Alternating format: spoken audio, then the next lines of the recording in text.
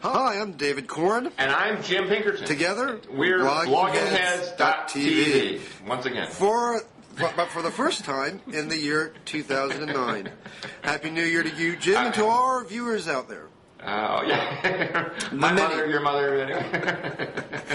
Didn't you hear the thousands crying for us while we were gone for a couple of weeks?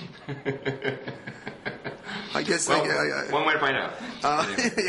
Yes, there it is. Well, it really is transition time here in Washington, and there's a lot to talk about. Most importantly, which inaugural balls are you going to? You probably go to the Missouri ball. Let me tell you something. I went to some in the Ossian regime, Reagan, Bush, 41, emphasize 41. Yes. And they're terrible. And let's tell our viewers out there why they stink. Because these balls. You wait in line for an hour to leave your coat, then you mill around in some unbelievably overcrowded, big space. It's usually like in a convention center. It's like the building museum, which is the former place where they processed all the pensions from the Civil War, and it's a beautiful building, well worth seeing in and of itself, independent of a party. This is a museum tour. But terrible as a place. They're all set in cavernous sites because of the numbers. So you mill around, you wait, then you wait in line to get a drink in a plastic cup, right? And then everyone sort of mills around, acting important, waiting for that 10 minutes or less when the president and the first lady arrive to dance in your presence before going off to the next ball. Right. That sounds. Now again, to all the viewers out there, and you too, David, if the Obamas invite you over to the residence or to the Hay Adams for drinks, that's a fun inaugural event. Take that. Yes. but if the state of Missouri Democratic Party decides to do a $10,000 a head fundraiser and invite you, don't go, even if you're comped. Yeah. Well, and actually, this year the Hot Ball is obviously going to be the Creative Coalition, which is the Hollywood group that does advocacy work of a bipartisan, non-ideological nature in Washington. And I wouldn't quite call it non-ideological. They have people coming into town talking about all sorts of different things, and conservatives and conservatives and liberals, some Hollywood actors. Well, there certainly are more liberal Democrats. But they're libertarians. If you're clear, they are ideological. The key point, though, is they're charging $5,000 a ticket. Wow. And they sold out the ball apparently last October, even before we knew who the winner of the election was going to be. But that's where Sting wants to go this year, so that's apparently the hot ticket. There are lots of, and probably more fun for you and I, there are lots of pre-balls. A lot of media organizations, Slate, Huffington Post, and others, are having pre-ball parties on the night before and then 2 nights before the actual inauguration. And that's where folks like you and I, maybe other members of the Blogging Heads community, will be gathering and drinking and looking ahead to the historic epic that's about to unveil here in Washington. Makes you think that we ought to bring a little camera just to trail around. We can annoy all our friends. That would make us quite popular. But we could do sort of an impromptu Blogging Heads kitchen debate just right then and there. So anyway, for those of you who aren't going to inaugural balls, I'm probably not going either. You shouldn't feel bad. Watch a good movie or two, which we'll talk about maybe later in this show. But let's talk about the big news. Some of the big news of today, which is, and I think this will last for a while, so it's a great topic. David, what do you think about Leon Panetta getting named head of the CIA? Funny you should ask, Jim, because I've written a bit about that. I actually thought, and if viewers don't know, I've written a few books in the past about the CIA. I found it highly unusual, very curious, but not necessarily a bad thing. I mean, no one would have guessed Leon Panetta if if the question was, who's going to be the next CIA chief? What's interesting about Leon Panetta is that on policy fronts, he's taken some very hard stands recently and in years past. Just a year ago, in the Washington Monthly, or less so, he was one of a number of contributors who each wrote separate indictments of the Bush administration for its use of torture. And he was unequivocal in pointing out and declaring waterboarding, torture, and saying we can't have any of this. And of course, the CIA itself has used waterboarding as an interrogation tactic. So, right there and then, you have someone coming in who is at odds with a highly controversial previous, not too far in the past, practice of the CIA. When he was OMB chief during the Clinton years, he advocated or pushed for cuts in the CIA intelligence budget. Now, this was, in that lovely interregnum between the end of the Cold War and the beginning of the War on Terror. But at that point in time, he was pushing hard for intelligence budget cuts. And back in the 90s, when he was a member of the House, he voted for a piece of legislation that only got 70 votes, in which the legislation called for all CIA covert operations to basically have the approval of the Congressional Intelligence Committees, with some exceptions, like if the president was mounting an operation to release American hostages or save the lives of Americans overseas. So he's not your usual CIA guy in that he's not a professional intelligence an intelligence professional. He hasn't worked directly on intelligence matters, although he did receive intelligence briefings as Clinton's White House chief of staff. And he's taken these positions which some people within the intelligence community are not going to like. So I'm expecting, up until this point, I didn't see any major confirmation fights looming. This may be it. Already 2 Democrats, Senator Dianne Feinstein, who is about to become head of the Senate Intelligence Committee, and Senator Jay Rockefeller, the very nondescript, outgoing chairman of the Senate Intelligence Committee, have both complained that Panetta, while a fine fellow, is not, deeply steeped in the ways of intelligence. And to me, I think that means that gives cover to Republicans and others for policy reasons, for partisan reasons, to go after Panetta. I mean, you got to figure just from a political point of view, and you tell me if I'm wrong here, Jim, which you always do a good job of doing. If, the Republicans, just to satisfy their base, can't let every one of Obama's nominees just sort of waltz through the process, even though the votes are clearly there on the Democratic side to approve anybody. They're going to have to try to dirty up some folks and put up something of a fight to show they're not on life support. And right now it looks like Panetta, for all these various reasons, may be their pinata of choice. Panetta the pinata. Yeah, that's very good. What a phrase maker you are. I agree with that, and that makes sense. A couple points about Panetta. First of all, Republicans with a long memory, and I guess that includes me, will remember that in the Indiana 8 election of 86, the Republican, won by 10 votes or something. And then they had one of these famous, commissions, canvassing the votes. And as you mean one of those recounts usually mandated by state constitutions? There are 3 recount congressmen, two Democrats, 1 Republican. I've forgotten who the other 2 were, but one of the Democrats was Panetta.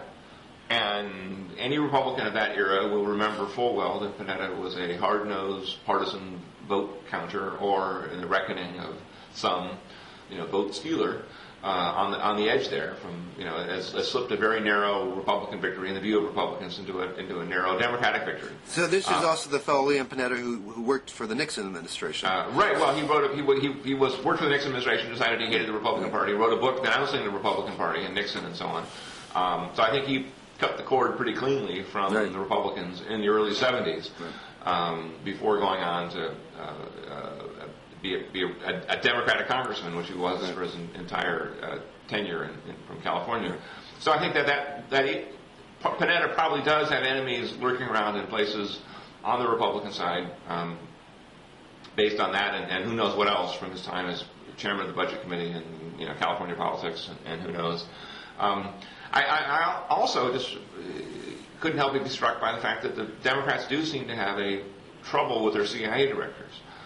David, you remember Ted Sorensen was named by Jimmy Carter to be the CIA director, or technically speaking, the director of Central Intelligence back in 1977. And I kind of forgotten what it was that Sorensen had done wrong, but an overwhelmingly Democratic Senate, more Democratic than it is now, sat on his nomination, and it died. Right. I guess there was something to do with leaks or something that he was accused of doing. I don't remember either now at the moment, but you're right, he was the first pick. Right. And then, of course, fast forward 20 years to 1997, and Bill Clinton decides to name his national security advisor, Anthony Lake. Tony Lake, yeah, who's now is an advisor to Barack Obama. Right, and interesting that we should talk about this sometime, because I've sort of been surprised that Lake was so prominent during the Obama campaign and seems to have disappeared in the Obama transition. Yeah, and the one thing during transitions and these sort of things is that there can be all sorts of reasons for that. One might be that some people actually don't want to go back to government service. It's entirely possible. But you're right. But he had problems, and there was a problem with John Deutsch, walking off with a laptop, who was a CIA director. But then again, I do recall in Republican administrations there were some problems such as with Bill Casey. Breaking the law and then dying before they could interview him for the Iran-Contra investigation. So it's often a hard job to fill. It is a hard job to fill, and I'm just saying that in terms of the confirmations. I mean, and of course it's we should clarify. And Bob Gates actually was nominated once for the job, Bob Gates was nominated once and didn't get it, and then had to come back again because he was seen as being too much of a toady. To Casey. And that's a good point. That was 1987, and then I guess he finally got confirmed in 1991. It's kind of interesting how things sort of go around. It is interesting. And of course, this is worth noting, of course, that although the job title, CIA Director or DCI, still has a lot of punch to it. But in fact, he's got a boss now, right? Yes. Dennis Blair will be his boss. Who is also a controversial figure. But his position is Director of National Intelligence, which was a job created after 9/11 as a supposed reform, which really set up a whole other layer of intelligence bureaucracy. I mean, the whole intelligence establishment, community, as they like to call it, maybe we should call it a village. It takes a village. The intelligence village has long been screwed up. Infrastructurally, if that's a word, institutionally. There's 13 different intelligence agencies. The military intelligence has the biggest bite of the budget apple and often is the big dog, overwhelming places like the CIA. A lot of the money goes to the National Security Agency as well, and the NRO, which is the overhead satellite reconnaissance. The director of CIA, the director of Central Intelligence, prior to this reform, was supposedly in charge of all these agencies while running the CIA as well, but really wasn't because he couldn't really go head-to-head with the guy in charge of the Pentagon. And then they put in this new layer of bureaucratic oversight, the DNI, the Director of National Intelligence, and it's yet to be proven that this has made anything work any better. And there are just so many, I think, internal. And you're pointing, for example, to the complete surprise by which we were taken with the Russian Georgia events of where they had no clue what was going on. But you can they all like to say our failures are well known, our successes are not. But the truth of the matter is, if you look at 9/11, you look at Iraq WMDs and all these, and the India, the nuclear blast, and a lot of these things in the last decade or so, bombing, and then of course bombing the Chinese embassy by mistake in the former Yugoslavia. I mean, you look at a lot of these things, and these are really tremendous screw-ups here, and it's unclear whether we have developed the right aspects of intelligence, really the ability to get the information we need about what's going on in other countries to make informed decisions in terms of policies. And I've heard from people working at the CIA in the past few years that there's a lot of the good people there are quickly bought up or by contractors who come in, pay more money. There's still issues about language skills, even now issues about language skills there and at the FBI. And the CIA director is always in a tricky position. This is a person who works for the president, but he has to run an agency which often tells the president things the president doesn't want to hear. Like, excuse me, Mr. President, if you bomb the hell out of North Vietnam, we still don't think that's going to win the war for you. So, of course, those sort of things get the president mad. And when you're in an environment where you're competing for resources or you're competing with the Defense Department or the NSA on policy or budgetary matters, if you don't have the president's support because you're telling him things he doesn't want to hear, you're screwed. So in many ways, it's one of the toughest jobs. And in doing just intelligence work is one of the toughest things to do. in our federal government. So one question I've had is, Mr. Panetta, why do you want this job? Because he's coming in, to an agency that has never been friendly to outsiders. Right, and at a rank substantially lower than he had when he was White House Chief of Staff. Yeah. He must be bored out there in California. He might, but he's 70 years old, and maybe he feels now that nothing. This is obviously not a stepping stone. He's obviously interested in the issue, and that he also has to maintain some independence from the president, from Barack Obama, be able to tell him the bad news, but be able to have his support and win over the people and protect people at the CIA from meddling from the White House. What I find intriguing, and maybe you know more about this than I do, why would Obama not go through the motions of consultation with Feinstein and Rockefeller and whoever else? Well, this brings me to Joe Biden. And I have a vocabulary lesson for Joe Biden. You may not have seen this. I just saw this a minute ago on Huffington Post before we logged on here together. And Biden is saying that Obama made a mistake, his words, mistake, in not consulting with Senator Dianne Feinstein first. Obviously, Obama or someone on his staff should have done that. But for Joe Biden, let's have a little lesson here. Instead of using the word mistake, how about oversight? It was an oversight. An oversight implies mistake, but it's not as bad. I mean, Biden can't be the guy in the room who's always saying, "Hey, the boss is making a mistake." who cut that fart? It was you. Yeah, you over there. The guy who picked me. No, as my mom would say, bless him. I'm flabbergasted. Bless his heart. Bless his heart. But I mean, it was an oversight. So Biden will provide the negative commentary on the Obama administration for the next 8 years, or in this case, probably 4. But it obviously was an oversight. I mean, they should have, consulted, or at least given a heads up. And listen, there seems to have been an oversight with Bill Richardson as well. I mean, and to be fair, these guys, the federal government, the executive branch is a pretty big operation. There's a lot of things to consider. There are wars all over the place, and you bring in people really quickly who 2 weeks ago had other jobs, and they're going to make mistakes and screw-ups, and they're going to be oversights. And they're going to say, they'll have 20 people in the room talking about Leon Panetta, and not one of them will think the obvious thought. Let's talk to the senator in charge and just be nice. And it's just a slip-up.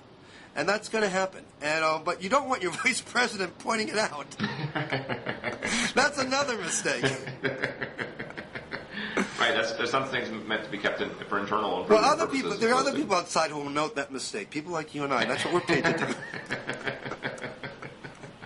I don't know. There was this movie. There was this Robert Altman movie. Years ago, 10, 20 years ago, 15 years ago. Yuli's Gold or something, I'm probably getting the title wrong, but it had an old couple, a white woman and a black guy, I think, who was basically did chores for her. This is down in the South, and every time they made a mistake, one would say, "Now it's 857 to 743." For years, they've been keeping track of each other's mistakes. And I think Biden doesn't want to get into that sort of situation. All right, well, you're right. That'll be interesting to see how that gets handled. But anyway, any one of the viewers out there who have a better memory than I do, please post in the comments what movie that was. But are there other transition issues or matters going on? Well, I mean, another one I guess that comes to mind is the fate of would-be Senator Burris. Mm-hmm. Well, he was turned away from the Senate by the Democratic leaders.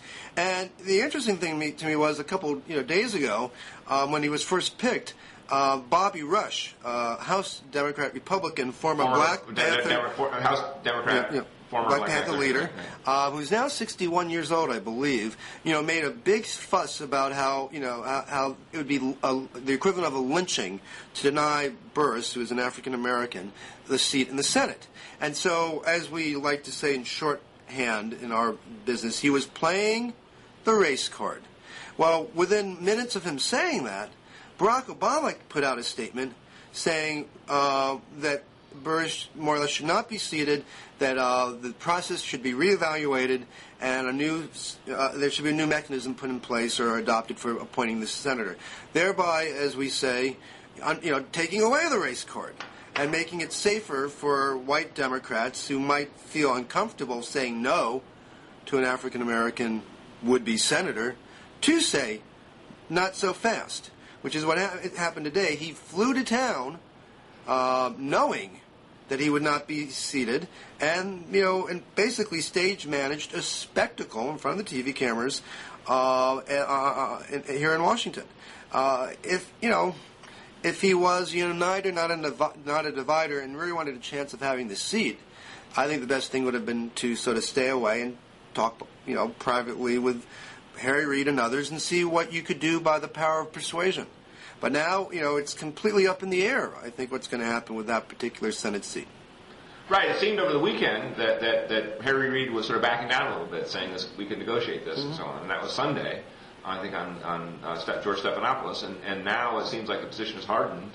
And I agree. Obama, having not adequately conferred with Congress on the nomination of Panetta, seems to be in pretty close cahoots with him on purpose. Just an interesting example of, again, if you know the value of communication if you want to get something done. Particularly with senators, there's nothing that annoys a senator more than not, than not having their, authority paid, heed to. It's a club. They all say it's a club. It really is a club, and and I think grassroots Democrats would be right to say, okay, Dianne Feinstein, keep your mouth shut. I mean, yeah, maybe you're pissed off, maybe you're rightfully pissed off, but you could also just, instead of putting out a press release saying this, call the Obama people and say, hey, you guys should have, given me a heads up here. Let's talk about this. But now every senator, wants attention and believes that that they're the number one. And sometimes, you got to take one for the team. Well, the Senate is jealous. I mean, the Senate is, okay, it's a club. It's also jealous, and I agree with you that party loyalty would require one thing, but senatorial loyalty, if you will, or institutional loyalty, requires another. I mean, it does. I can think of a couple of examples where the Democrats who now control Congress seem determined to operate differently from the Bush administration. I mean, for example, Joe Biden is not going to be invited to the Senate Democratic caucus. Right.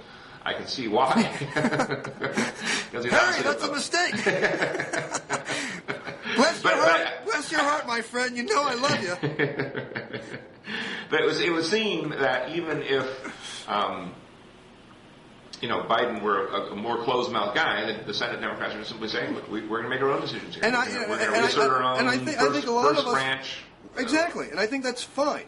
And I think a lot of us can agree that over the past 8 years, the Republicans, particularly more in the Senate than in the House, were overly deferential to the White House, far too often, and much more so, than the Democrats were in the Clinton years. Often the Democrats in the Senate gave Clinton a hard time on a lot of things. And I think that's fine. When it comes to the real work of the Senate, I thought Di-Fi was just sort of pitching a little bit of a fit, as was Jay Rockefeller. That wasn't necessary. They'll have their chance when these matters come before the committee. There was one other nomination that I found appointment that I found really interesting that happened also this week, and that was Obama picked an academic named Don Johnson, that's Johnsen, to be head of the Office of Legal Counsel, which previously was kind of a backwater position. It's an office at the Justice Department. I don't agree with the backwater. I don't agree with him. Okay, well, it was not. It's an obscure position, but not backwater. Okay, obscure position. Thank you for correcting. I made a mistake. Thanks for pointing that out, my friend. Bless your heart. Hey, folks, hear what Corn just did? Oh man, glad I have you watching my back. I'm going to Twitter it right now. Tweet. Anyway, so it's an obscure office. In the Bush years, it was most famously occupied by an obscure fellow named John Yoo, who in that position wrote memos basically saying, torture is fine, and the president in wartime has practically unlimited power under our Constitution. And this is where a lot of that whole battle over what the president can do in fighting the war on terror, detaining people forever using enhanced interrogation techniques, otherwise known as torture, played itself out. Well, John Yoo's successor, not immediate successor because he's been out of the job a little bit, but certainly his spiritual successor, Don Johnson, has written several law review articles criticizing his work, particularly by name specifically. It's like if you took Bill Eric Shinseki, and put him in a job involving the military. Exactly. Right. I mean, it was real. It's a real. Real repudiation is the polite way to put it. Yes, and I'll put a link next to us. We did a piece about her and had some of her law review article excerpts at motherjones.com. But didn't get a lot of attention. Not the type of job that does. But coupled with Panetta, this is a clear signal. When it comes to at least to the issue of torture and some of the and presidential authority. Very, very dramatic turn. In fact, you might even say change you can believe in. Well, I would add about Ms. Johnson that I read the little item about her getting named, and I saw that she was the executive director or something like that, or legal director for NARAL. Yeah. Okay. So, I mean, we can just note that one of her duties will be the undoing of John Yoo and Jay Bybee and David Addington and all these people and so on, and all their various works over the last 8 years. That's a safe bet. It would also seem likely that she's going to, at least be inclined personally to carry on the NARAL agenda when it comes to abortion. I mean, keeping it safe and legal. Safe, yeah. So you can't bring yourself to say rare because that's. Oh, rare. I'll say rare. Okay, right. If the Clinton mantra was safe, legal, and rare. Sure. Okay. Okay, I would say NARAL mantra is safe and legal, the question as to how that plays out in an infinity of court decisions and court nominees and so on is a reminder of something that David, you and I talked about not long before the election, which is Obama probably is about the most left-wing guy we've ever elected to the presidency. This will be a pro-choice administration. It'll be in favor of abortion rights. I don't think pro-choice or pro-abortion, as some put it. Either way, but that will not be a surprise, and that will be reflected in judicial picks, just as the opposite was reflected in the Bush years. And so you can see now, the embers of Republican opposition or conservative opposition or pro-life opposition to the Obama administration lighting up a little bit. When they take NARAL people and put them in high jobs. It's their right. They won the election. I have no doubt the Senate will confirm Ms. Johnson, and then let's see what happens out in the grassroots over the next 4 years. Actually, I don't know if it's a confirmable post, but one reason you put someone there is because maybe she's on to bigger and better things in the judicial branch down the road. In which case, this will come up. But let's move on because, as you know, there's nothing that's easier to do in our business than to discuss the Middle East. It wins you so many friends. If it gets you any notice at all, because if you can get an audience, because people just tend not to give a damn whatever you may say about the Middle East. But in the middle of the I hate even calling it the Gaza crisis, but in the middle of the war that's going on or the military action that's underway now in Gaza, you said you had an interesting point to make. Now that's by blogging head standards, that's a very high bar. You have an interesting point to make. Well, I would just say this. I mean, clearly, without getting into the merits and demerits of the respective sides, and it seems to me that the way to the tip off as to which side you take, whether Israel or the Palestinians, in this battle depends on when you set the chronology. Sure. And so if you say it started in 2008 when the Hamas broke the ceasefire, or if you say it started in 2005, it's 1967, 1948, yeah. Prehistory, you go down the list. And, it's too hard and too difficult, and there's so many people, scholars who spent their entire lives studying this issue, and they know all the languages and so on like that. I would just make one sort of simple observation from an American point of view, and that is that although it's hard for me as a non-expert American to blame Israel for blasting Hamas, and you can argue about this bomb and that bomb, but then there's just the fog of war issue. So I just will say countries have a right to self-defense, and if we were being shelled from Mexico, if Mexicans were bombing Laredo or rocketing Laredo, I wouldn't, be very upset if I was an American about what some called an overreaction by overeager U.S.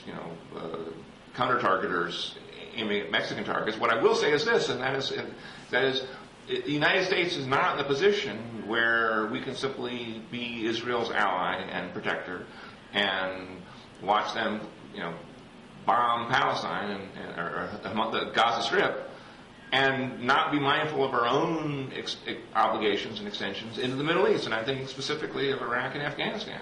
There was a very revealing, I suspect, and significant article in the Washington Post this morning, Tuesday, by Pamela Constable, a post who said, "Look, there's now protests afoot in Afghanistan against what the Israelis are doing," and of course the Afghans connect what the Israelis are doing, what the Americans are doing, and to the people who are in their country. And so if all the mosques, or some of the mosques, or a few mosques, or one mosque, are having blood drives and consciousness-raising sessions and whatever else, or terrorist recruitment seminars on this, it's a reminder that when we went into Afghanistan and Iraq, we, with its self-declared mission of democratic rule, where we're going to try and make these people like us, they're going to vote for pro-American candidates in Afghanistan and Iraq, then we made the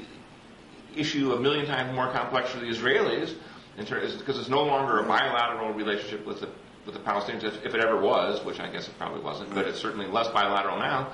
It's much more multilateral because they got to be thinking, or at least we have to be thinking about, okay, what's going to happen now on the Arab street? And in Egypt, you could say the Arab street doesn't matter very much because there's not a democracy.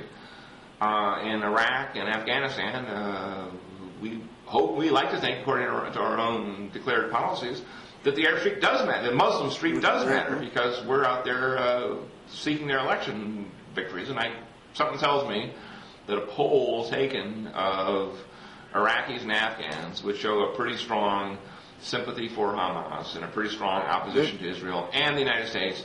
And that will hurt our nation-building efforts in those two countries, Iraq and Afghanistan. Well, that is an interesting point, and I think, I hate to agree on blogging heads, but I agree. And bring it back to Obama, I don't think it's an understatement to say that a lot of the world looked at Obama as, as the anti-Bush, and would look to see and saw his election as perhaps the start of a different relationship between the United States and various parts of the world, including the Muslim world.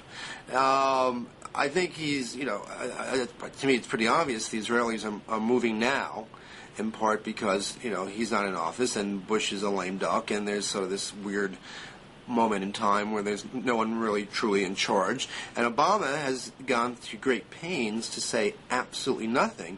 Sometimes, political rhetoric is convenient because it's true. He's used the line that there's only one president at a time, and I don't have any foreign policy tools at my disposal to do anything, so I'm just not going to comment on this. And I'm sure he's hoping that the Israelis finish whatever it is they have in mind before January 20th, and they'll just be starting his version of the Middle East puzzle in a more probably in a more difficult position than it might have been a couple months ago, but it would at least be without any shooting going on at the time.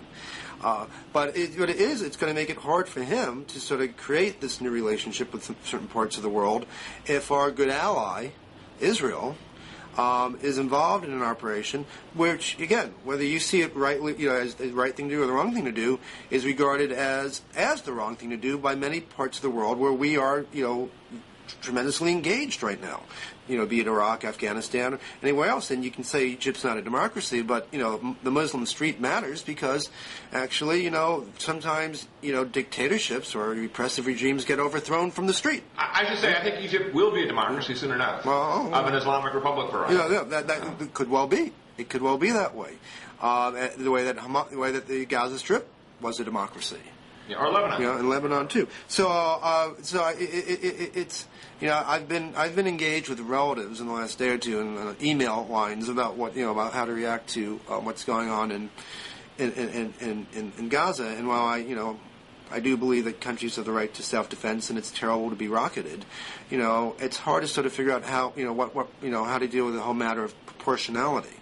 And does this make you think any better and more warmly toward missile defense? This whole incident in the last few months. I tend to think that it's probably easier to shoot down if a Patriot missile system can be used to shoot in a random incoming, homemade built weapon. Sure. Well, what about lasers or something? What about whatever? It would seem to me that any peace deal that we could ever imagine striking in the Middle East, and we should certainly all hope for one. Would involve, shall we say, a high degree of verification on top of the trust. And I'm not trying to be funny here.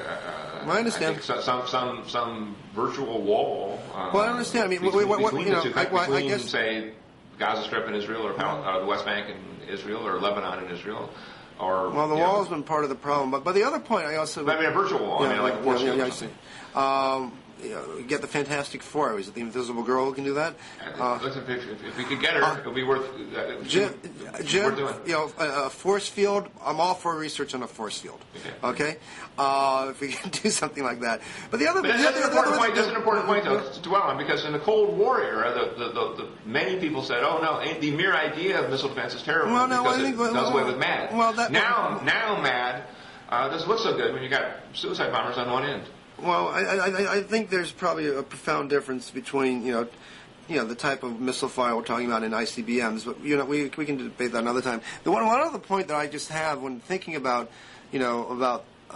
what's happening in Gaza, and about proportionality, I always think they've killed 5. The Israeli, the Hamas rockets have, I think the Washington Post reported have killed 5 people in the last 3, 4, 5 years, whatever it was.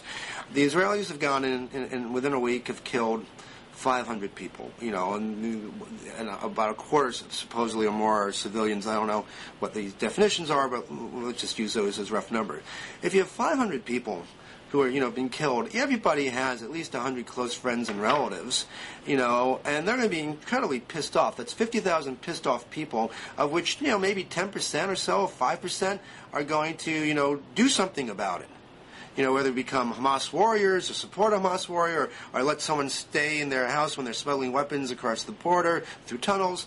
It seems to me like, I don't know how you get around this whole, and it's a cliched notion, I understand that, but how you get around the notion that you are indeed creating more enemies by acting in this fashion. Well, you saw in the news that Iran claims to have recruited 70,000 suicide bombers in Iran. Yeah. Now, again, they probably... to make this naughty situation even naughtier, what happened, I think it was yesterday or today, we commissioned, whatever you christened, a new embassy in Baghdad, the biggest embassy in the history of the known universe. Hammurabi could only have dreamt of something like this. A hanging garden of embassies. $1 million worth of embassy-ness, and there was a guy who didn't make it to the opening ceremony. He wasn't there to throw out the first quill pen. And who was that? Prime Minister Nouri al-Maliki. Where was he while the ceremony was going on? Visiting his good friends in Iran. Wow. So I have not seen that. It's crazy. So here we are putting up this biggest embassy ever, and he's off in Iran, our foe, who's recruiting 70,000 people because our friends the Israelis have attacked the people who Bush encouraged to be elected democratically. If you were to put this in a wire chart, it would look worse than Hillary Care. Well, I would say this again, and go back to this issue about defense and so on.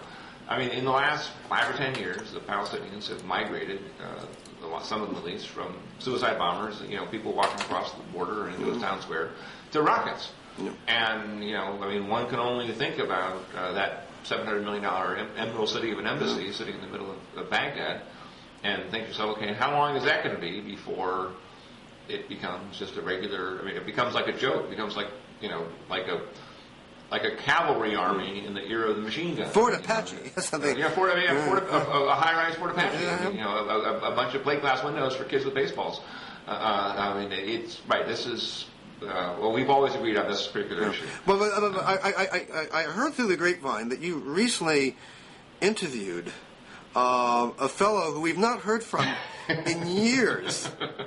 But somehow you got an exclusive interview with him on the subject of our various bailouts. Das Bailout. Das Bailout. Yeah. No, I figured. Look, I mean, this whole business with the bailouts, and there's a $700 billion TARP program, the Troubled Asset Relief Program, and then according to Bloomberg News, there's another 2.4 billion of direct outlays of various kinds from the Fed or the FDIC, and another 7.8 billion of potential bailouts or potential commitments for a total of 8.5 trillion. 8.5 trillion. That's more than half of the GDP of the country has been eaten up on bailouts just in the last year or so. You mean $1 trillion here, $1 trillion there, and eventually it's real money? Eventually it's real money. So and what's been so astonishing has been the degree to which people who normally are not fans of corporate America have gathered together to cheer for this. I include President-elect Obama and Treasury Secretary Geithner and all the rest of them in the Democratic leadership in the Senate and the House, almost to a man or woman, supported all this. George W. Bush? Pardon? And then the Republicans too. This is corporate socialism. A lonely band of free market Republicans and progressives, leftists, whatever you want to call them. Progressives. Well, when you put corporate socialism together, you're getting the corporate side from Bush, and you're getting the socialist side from You're getting the rapacity of corporate America plus the police power of the government. Yeah. And that's so. I as a exercise, and I should emphasize that this was my own imagination here, folks, as opposed to a genuine conversation. But Nancy Reagan wasn't involved. I pulled out my Ouija board and I put it on the Huffington Post of my interview with Karl Marx. I said to Marx, "What do you make of this?" And he said, and in German he replied. He replied in German. He was a cigar smoker, and so and of course, as I That's good. That's good. He doesn't care about cigar smoking, or he's dead. He doesn't care. I said, what do you make of this? And he said, and in my mind, I imagined him saying, look, communism has never quite worked out the way I thought it would during my life, and he died in 1883, so it's a long time ago. Because and part of the problem and part of the phenomenon of communism was the Communist Manifesto includes heavy emphasis on centralizing credit and centralizing means of transportation and communication and so on and so on. And so I said to Marx in my mind, some of this is already happening, isn't it? And he said, yeah. But again, this hasn't always quite worked out the way it was. And part of the problem was that we always made enemies of the rich. We would go in Russia or someplace and say, look, if you're a capitalist, we're going to kill you or exile you or expropriate your property or some combination thereof. And I thought to myself, well, maybe, this is Marx talking now, maybe what we need is a plan to target, instead of making the rich the target of our ire, where we kill them and make them enemies and turn them into White Russians and so on, why don't we bribe them? Why don't we just put them on the payroll? And and then if we take the rich, and I'm thinking of Goldman Sachs and Citigroup and AIG and all the rest of them, and make them wards of the state, then the middle class, the bourgeoisie, and then the workers will say, hey, that's pretty good. If the rich get it, we want it too. And then we'll be bailing out everybody.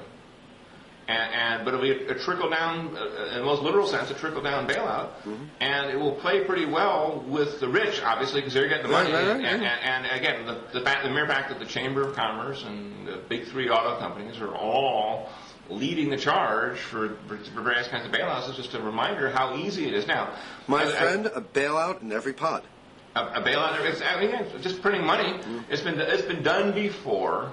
And then I have Marx saying, but look, the beauty of this is we will now undercut the moral argument for capitalism, because the capitalist free market, Ayn Rand type argument has always been, yes, we're getting rich, but we worked hard, we took risks, but wait a second. The flip side of that argument too, Jim, has been that model maximizes, in a positive sense, social outcomes. That if you let people proceed that way, that's what will produce the best net results. And even as Alan Greenspan had to admit a couple of weeks ago, doesn't always work that way. Never thought that people pursuing their own selfish ways would somehow make self-defeating decisions. Right, and that these once in 100 year, what we think of as once in 100 year events aren't once in 100 year events. Maybe once every 10 year. Well, they're cumulative events that that pile up, and then then when the floorboards can't hold it, then there's a big collapse, and you go, right. Exactly. And so the argument is, you'll get they can still make the argument that, look, even allowing for a bubble popping or a crash. We're still better off as capitalists than as something else. You can net it out and say, listen, even after the market goes from 14,000 to 8,000, we're still better off. I mean, you could try that. Yeah. That's an argument. Yeah. But in the meantime, what you can't do, though, at least I don't think, is say capitalism is a great system, and when the market crashes, the government will bail out billionaires. And we'll send an upward flow of money to Greenwich, Connecticut, and Manhattan, and Beverly Hills, and whatever else. Well, what's happened? The way I look at it, it's that abbreviation TBTF, too big to fail, and maybe this is what dear old Karl might say too, that the capitalism, as it's developed, in the decades since his passing, we led to a system where the economy. Actually, all of us were basically held hostage by these large, gigantic economic institutions that were allowed to grow instead of under the banner of free markets, and thus, we all end up being vested or invested in them, whether we want to be or not, and our economy gets tethered to these practices and these institutions, and so you end up with this Hobbesian dilemma when they start collapsing. Do you want to let them bring us all down? Do you want you hate saving the guy who screwed up, but if he's holding on to your oxygen line, how do you let him fall? Right, David. I don't want to pull a bite on you, but that's not Hobbesian. Okay. That's Hobsonian. Hobsonian. Okay. Yeah, it's in Hobson's choice. Hobsonian. Jesus Christ, that's 2. We should have a little scorecard on the bottom there. 2. Listen, remember. Okay, movie trivia for 40. Within the first 6 months, David Corn's metal will be tested. I'm failing already. I actually agree with you. I think antitrust is the underutilized mechanism potentially here. I wrote a piece, which of course your blogging heads viewers will get a chance to see, on calling for reviving the Antitrust Act against all these combinations of this. I didn't get into that with Marx, but the point I did make to Marx was, listen, you may think you've got a brilliant strategy here, I said to my notional Karl, of debauching morally the rich, that they can't then stand up to a more class-based economic system, because you say the rich are just bailouts. So the question is, why should we bail out the rich when we could bail out the middle class, or the working class, or the poor? And so you may think you've got a great argument there. What you may, Karl, be underestimating is that if you empower a new set of rich people with the same powers that the aristocrats of old had in terms of being rich and being made rich by the government, these rich people might turn out to be a lot smarter than Nicholas II and Louis XVI and all the rest of them, because they're not as inbred after a couple of centuries or 1,000 years of family inbreeding, and they might take the money they're getting and buy up media and buy up think tanks and opinion leaders and chattering classes of all kinds, and maybe if they need to get an army, get their own private sort of militia together of some kind, and they might prove much harder to eradicate or deracinate from their perch on the top of the commanding heights of the economy. And where do we blogging heads fit into that picture? Well, I didn't get a bailout, did you? No. But I mean, in terms of paying off media and think tanks and so on. Well, again, strictly speaking, we could, if somebody, to answer that question, if somebody wanted to go through the funders of the New America Foundation or Fox News, which Fox News, to my knowledge, didn't have a position on the bailout, but the Wall Street Journal did. And who knows who gets money to Mother Jones? Something tells me Mother Jones is not an economically viable institution on a subscription basis, right? So you're getting we're a nonprofit. We raise money. Exactly. So somebody could look you all up. But again, something tells me that on both of our financial food chains, there's people who are getting money from the bailout. Now, if they support I doubt on our side so much. But go ahead. Well, heirs, fat cats. Well, they have their money. People who have stock in Goldman Sachs or AIG or Citigroup or Golden West Financial or whatever. Well, in portfolios perhaps. Portfolios, yeah, exactly. I'm just getting money. I mean, that's what I'm saying. Again, I mean, we're in a situation here where this hasn't happened yet. I mean, but a point I made to Marx was don't be so eager to wish for the complete engorgement of the rich so that they make a better meal when it comes time to take them apart. Because they might prove a lot smarter in terms of organizing themselves for the perpetuation of the power. And that, I said to Karl, is a lose-lose for both of us. It's a lose-lose for us free market Republicans and free marketeers and conservatives and so on. It's also a lose-lose for you guys. Not, I mean you, David, I mean Marx, as Marxists who want to overturn the order. If you wind up simply with rich people using guns to stay in power, that's about as bad an outcome as you can get. Yeah. Before we bid adieu, had Karl Marx seen any good movies recently that he mentioned to you? Well, I told him this in passing as we were wrapping up. I said that Slumdog Millionaire, which is a movie that I resisted seeing because the plot seemed so wacky, was one of the best movies I'd seen in my life, let alone in the last year. Now we need to come up with a catchphrase here. I mean, we can't do 2 thumbs up. Can we do 2 heads up? Can you sort of lift your head?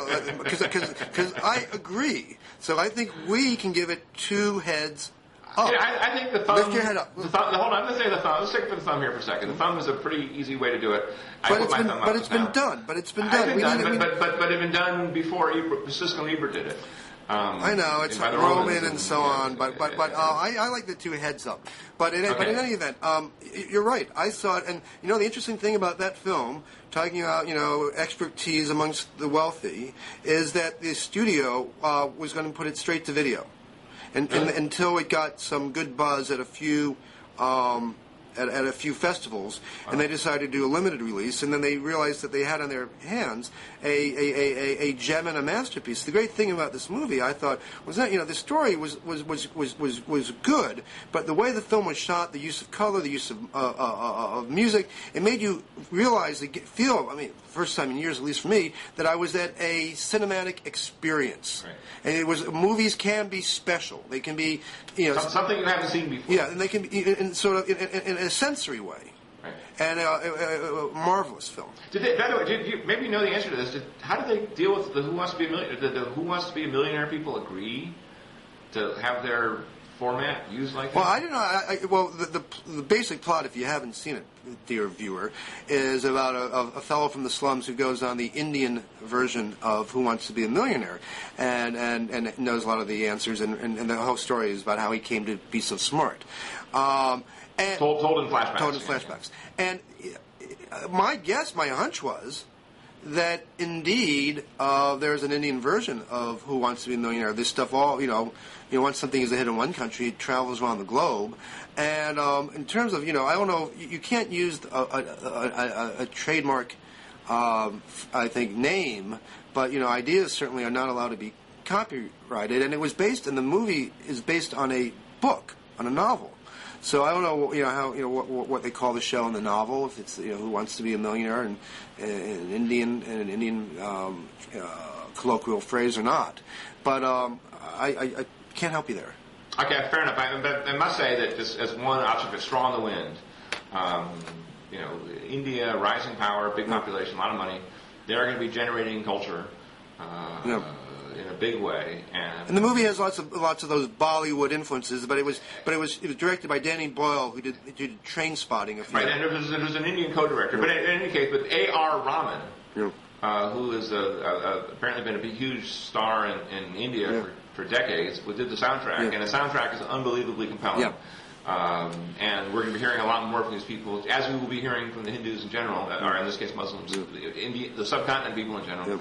Just because, again, that many people with that much money and that much creativity are going to become a big force on the world, just as Hollywood became a big force 100 years ago. Yeah, listen, as someone who likes cultural diversity, I think it's fantastic that the movie's done so well, and we're in sort of like the pre-award season now. And as a member of the Writers Guild of America, I can tell you that Focus, I think is it Fox Searchlight or Focus? I even forget now. The studio that put it out is making a tremendous push to try to win it. The big awards. I hope it does. I would not that anybody will ask me, like so many other things. Nobody asked me what I think, but except you, David, which is nice. Which is why I like you so much. And damn it, people like so it. Other movies really quick. Other movies. Frost Nixon mangles a lot of the historical truths about that interview between Richard Nixon and David Frost. I caught that. That doesn't count as a mistake. Self-corrections, absolve me here. But wonderfully acted by Frank Langella and Michael Sheen, who plays a delicious David Frost, directed by Ron Howard. We both saw a preview. We heard the Peter Morgan, the screenwriter, talk about it, and Ron Howard talk about it. Great movie. It was a great movie. I wrote a little piece about it for the Fox News blog because of the little fight afterwards about Nixon and Bush and so on like that. I mean, the degree to which the Frost-Nixon should be seen as a parable of the Bush administration. Yeah. And it's fair to say some people in the audience were in love with that idea. And some people think that Bush makes Nixon look pretty good these days. Who cares about breaking into a political party office? Well, compared to invading another country. That's Chris Wallace, my colleague at Fox News, sort of rose to the stout defense of the Bush administration. So in any case, that was a good movie. Did you see Valkyrie? Tom Cruise as a Nazi who wants to kill Hitler. I took a pass on that. Okay, I saw it. It wasn't bad. Milk. What did you think of Milk? Milk, I thought, was a great performance by Sean Penn. A compelling story. The first half, too much on the many losing campaigns of Harvey Milk. The most interesting part of that film was, of course, he was a city supervisor, like a council person in San Francisco in the 70s, elected, first to be publicly acknowledged, self-acknowledged as a homosexual, and became a national figure because of that.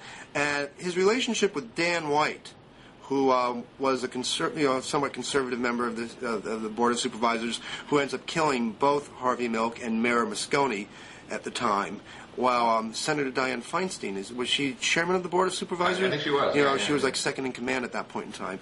She became the mayor after that. Yes. But that was, I thought, really fascinating. Once you got into sort of these relationships, once Harvey Milk became Harvey Milk. Right. I mean, the clear implication of the movie being that Dan White, the guy who shot Milk, was kind of a repressed, tortured closet case.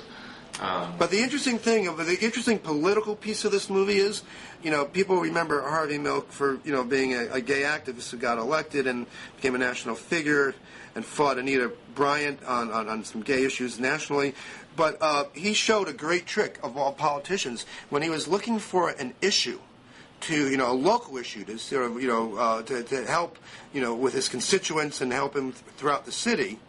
What did he do? He made it a campaign to clean up dog poop on public streets and city parks. And, that's sort of where the rubber hits the road now, isn't it, folks? It's something where everybody could identify with. He was a lefty gay activist, but still it was about, City Hall is about making government work for you. And he knew that lesson. And Dan White, there's a great scene, and I don't know if it's true or not, when he comes up to him after Milk holds a press conference in which he's like in, a field, like, lifting his foot off the grass and saying, "Ew, we're going to do something about this." Dan White comes up and goes, "You have an issue? You got an issue? Well, guess what? Harvey Milk, I'm going to go out. I'm going to get my own issue." Yeah, and the issue was this issue about this mental health treatment house or something like that. No, look, it was a great movie about politics. Yep. Aside from the great performance, I agree on Sean Penn. Emil Hirsch was terrific, I thought. And the entire Josh Brolin, who plays Dan White, is always good. Who was George W. Bush? He's good in No Country for Old Men. He's a great actor. Yeah. But the notion, and I probably did spend a little too much time. By my count, Milk ran 3 times before he got elected. Yeah. There probably was a little too much on each one of those elections, but a reminder for those aspiring politicos out there, look, that's how you do it. It's all about the poop. Well, it's all about the poop. It's also then you have a base, and you have a little clubhouse, which was his camera store, which seemed to be sort of more of a political, Right, and he had to go to the union guys in the neighborhood, and he tried to get some power brokers behind him at first, and they didn't go for him. They went for the gay power brokers. That was amusing. I had no idea that history went for the straight guys because they had been. Well, it's a principle in politics. You don't turn on the people who've been supporting you, even if one of your own starts to challenge them. It's always what leads to something of a dilemma for donors and backers and so on. But it really showed how a guy who had no political experience built a local movement and became a national figure. So a lot of good lessons, non-ideological lessons and all that.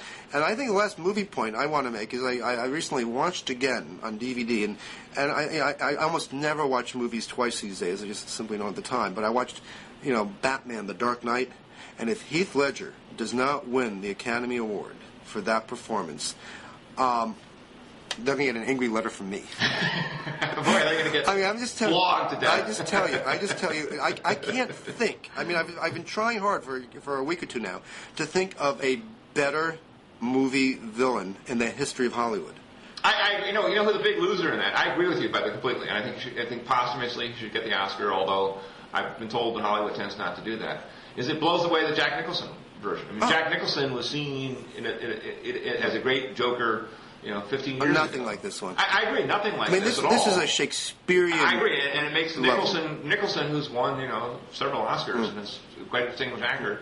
His Joker looks like a joke, and as you say, the Heath Ledger Joker is Shakespearean. It's just a reminder, in the competitive process, how better begets better. As long as everybody has the freedom to fail. It was no. I mean, I agree with you on Dark Knight was a great movie, and Heath Ledger deserves his Oscar.